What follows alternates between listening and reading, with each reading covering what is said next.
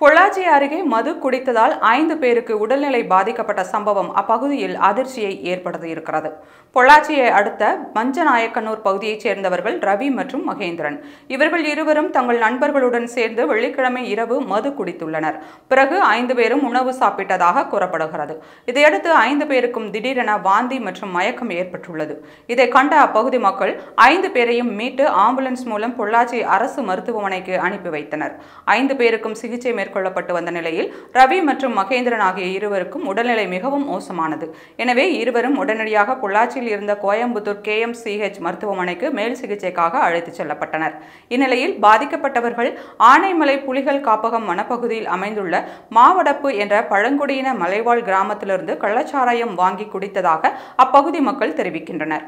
இதனால் காவல்துறையினர் 5 பேரும் மது குடித்த இடத்தை கண்டறிந்து விசாரணை மேற்கொண்டு வருகின்றனர்.